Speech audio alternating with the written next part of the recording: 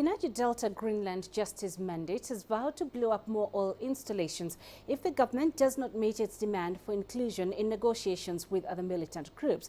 The new group has claimed responsibility for the latest attack on an oil pipeline in the region. It wants to be included in talks with the government. CCTV's Kelechi Emekalam has more.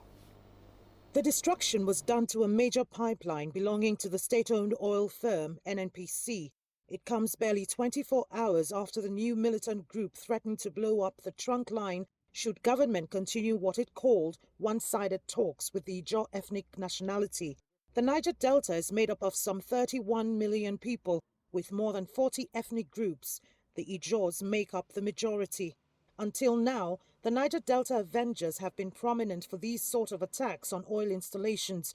But the emergence of the Greenland Justice Mandate spells more trouble for the authorities, and even greater as more groups take up arms. At the last count, there were about 22 militant groups in the Niger Delta, and that's difficult enough to track.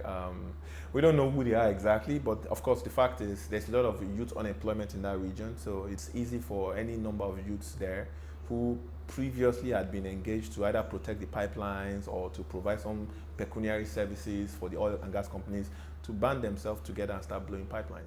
For nearly a month now, government had been in talks with representatives of the Niger Delta, but this uprising is an indication the talks haven't been all-inclusive.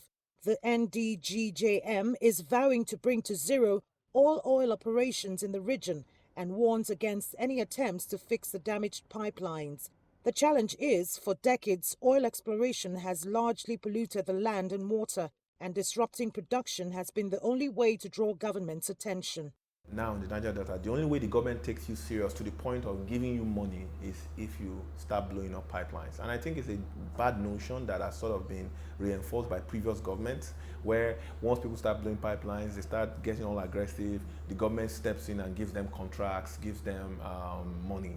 And of course, we're even negotiating with Niger Delta Avengers as well to also provide them some sort of pipeline contracts, give them some money to pay them off and the like.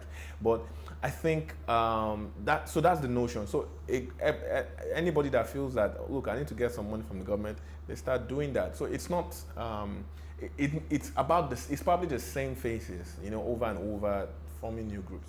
Crude oil is Nigeria's mainstay, but the country is losing about 800,000 barrels daily due to pipeline vandalism. Now, nearly 60% of government's revenue has already been wiped away.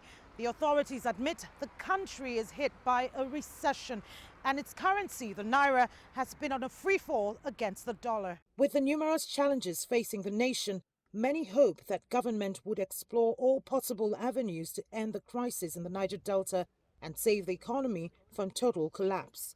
Kelechi Emekalam, CCTV Abuja, Nigeria.